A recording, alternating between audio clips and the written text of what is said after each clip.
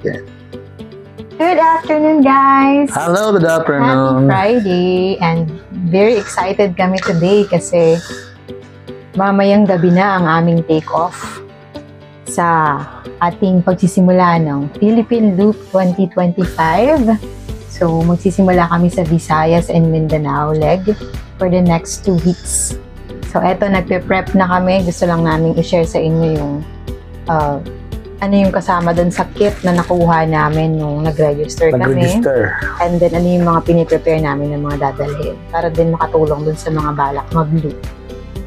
So, pag nagpa-register kayo, guys, so, ang bayad ng registration is 3-4 lang po talaga. Kaso, pag gusto mo mag-avail ng kanilang desk, magdagdag ka ng 600 pesos, so magiging 4,000 siya. Ang kasama ng inyong registration ay ito, passport at saka mapa ng Pilipinas, 2 sticker, at may ID din tayo para magagamit natin sa mga discount na kung meron man. Saka ito yung best natin, no? Sabi meron daw 20% na discount sa FastCat. FastCat. So ito yung passport, magkakaroon kayo ng participant number. So napaka-importante nito kasi ito kailangan yung picture throughout para makompleto niyo yung mga checkpoints required to. So, kailangan hawak nyo to habang nagpapapicture kayo sa mga checkpoint na hawak nyo, tapos kasama yung dapat nakadamit din kayo ng ito. Kasama pala ng ayan, ito. So, sa kit, sa 3,400, may passport, may 2 sticker na Philippine Loop, and then merong ID. So, itong ID na to is meron ng participant number nyo, which is your ID number. This is valid for 1 year. Tapos, pagpunta nyo sa office kung gusto nyo pumunta dun talaga sa Makati office nila sa Bermeo Street sa Makati. Mag-ready lang kayo ng soft copy ng picture nyo or kahit selfie. Kasi kailangan nila to para mailagay dito. I-email nyo lang. Saka yung picture ng motor nyo, harap at saka likod. Tapos magkabilang gilid po. Left and right. Yan. Ayun pala yung mga requirements. Mga requirements ng magpa-register kayo. So guys, ito. Andito yung base natin. No RCR. Natural na yun. Kaka-license siyempre. Ito yung base nila guys. No?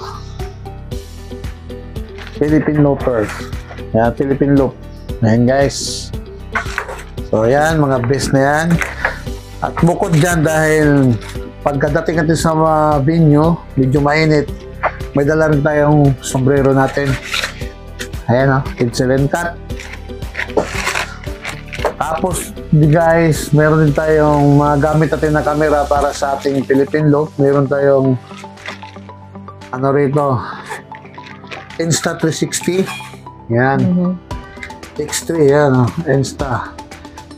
At ito yung DJI Action 5. At meron din tayong drone guys, nandito sa loob ng side pannier, so hindi ko na tatanggalin ano. Ito yung side pannier natin sa motor para nandyan yung mga camera natin at mga power bank. No, power bank. Hindi na namin tinanggal kasi ang hirap mag-pack. Tapos dahil 5 kaming mag-Philippine Loop, meron kaming gamit na Redcon FX para sa aming ano tawag ito? Intercom. Intercom, yun. Redcon, baka naman. Redcon FX to guys.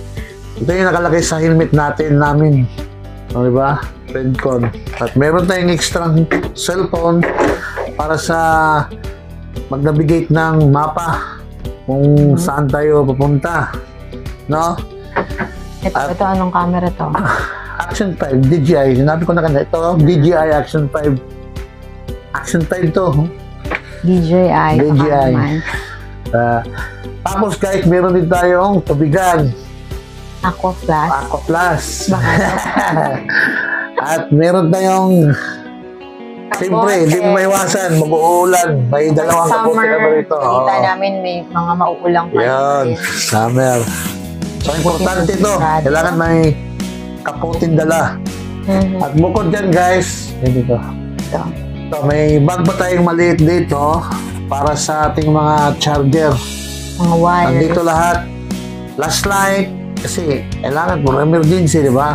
Last night, dito lahat, mga connection wire, cable, nandito. At mayroon din tayong, alam mo na, pag nasa daan, hindi mo may iwasan, nasa bundok, gusto magutong kay bigla. May dala kaming pang lutuan. Pang camping. Parang pang camping lang. Yan.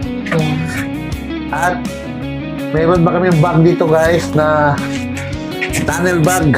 So dito, hindi ko na tatanggalin yung mga laman. Dito nakalagay yung mga gamit namin na Gamot. first aid kit. At dito, mga gamot. Yan, importante yan. Importante yan. Okay. So yung mga madali lang magamit ba yung mabilis ang kuha, nandito lahat. So meron din kami dyan tissue, merong wet wipes.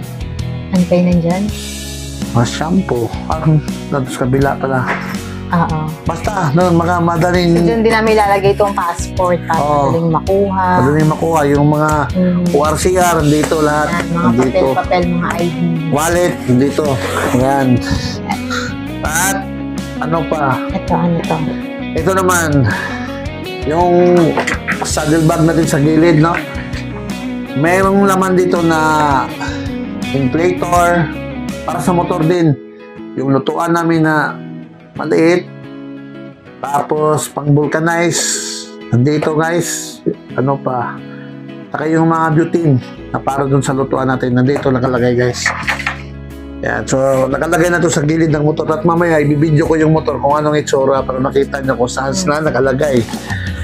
At bukod doon sa side pannier namin, meron kami 45 liters na box din na sa gitna nakalagay.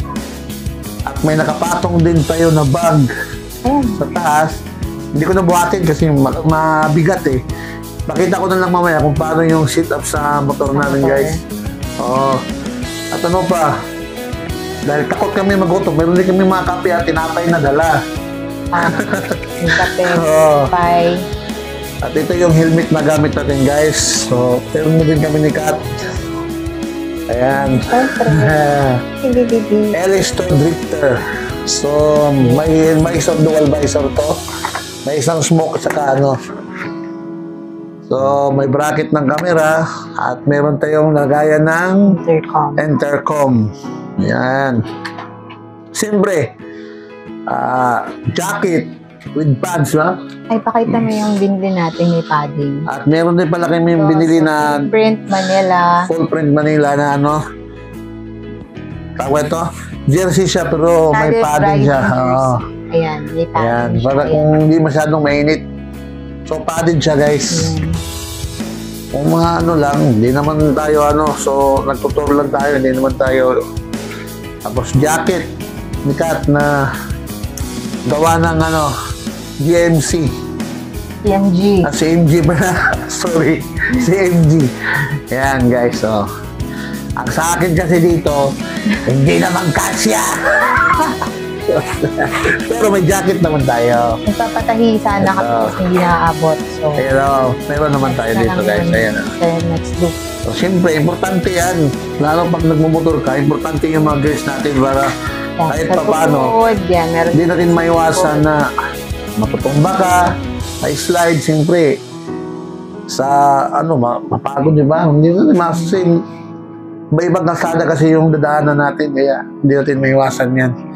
So, hanggat pwedeng gawa ng paraan, gawa natin ng paraan na hindi tayo masusugatan. So, di ba? Ano pa? So, syempre, pinaka-importante, yung ikaw mismo bilang rider at rider dapat kondisyon ka, meron ka sapat na tulog, wala kang sakit. Diba? Kasi yung mindset mo din, syempre, dapat ready ka kasi hindi ito basta-bastang ride. Diba? So, mag-start kami, ang way namin is going Matnog. So, malayo-layo talaga to. And so, every day, meron na kaming plano. Visayas, Mindanao muna kami, guys. Visayas, Mindanao. Leg muna ang unahin namin para pagdating ng April, saka naman kami babanat ng Luzon, natin. Yung Luzon na loop natin. Para So, ano pa ba eh? Ayun lang. At saka, don't forget to subscribe sa aming YouTube channel na nakikita niyo sa background. Edsel and Cat din po. Cat po. So, yung mga pinopost namin sa Facebook, andyan din yan dyan para kung meron kayong mga... At siyempre, sa lahat ng mga tumulong sa atin at nagbigay ng mga discount na gamit natin sa motor, maraming salamat sa Batch Marketing at sa Pangmasa, no? Pangmasa. Sa Eurogrip Tire. Eurogrip Tire, yun. Sa Eurogrip, yan. Maraming salamat. Hello po sa mga taga Pangmasa Motor. Kay Sir Henry ng Drex Motorshop. Ayan. Sa ating mga shout out yan kay Sir Henry. At kay paring Jason Bagwasan. Pre, maraming salamat sa pagkondisyon ng motor ko. Mabuhay ka. Ang ganda ng kondisyon ni Hipo ngayon. So maraming salamat kay paring Jason Bagwasan po. Yan. Ano pa? Siyempre, si Ed Calicot. Yes, kasama natin si Ed Calicot. Si Ate Linda, si Tito Alex. At syempre po maraming salamat sa Poong May Kapal dahil hindi magiging posible lahat ng ito kung wala ang mga blessings natin. At syempre, dapat po na rin kalimutan magpasalamat din sa itaas. Ayun, sana maging maayos at mapayapa itong biyahe natin. So maraming salamat, Lord. Thank you, Lord. Abangan nyo po yung mga videos namin starting tonight. Mamaya guys, ibibidyo ko yung motor, si Ipo. Ipo nga pala pangalan ng motor namin. At ibibidyo ko mamaya, ipakita ko sa inyo yung talagang setup ng gagamitin nating motor para makita nyo. So, maraming salamat guys. Abangan mo yung mga videos namin. Philippine Look. Piliin mo ang Pilipinas. Piliin mo ang Pilipinas. So, ayan na guys, yung setup ng motor natin. Ayan. Ito na yung saddlebag na may mga butane at saka yung lutuan. Side pannier. At ito yung 45 na liter box. 45 liters yan. Ayan. Pinlock. At ito naman yung kabila. Yan. Yan dyan yung mga drone natin saka yung mga power bank. Ito yung 5 liters na gas. So ayan guys. Ayan, may duyan. Then yung tools, sinilas, at saka kapote natin at yung lutuan. Ayan guys. Ayan. Okay. So, ayan na guys.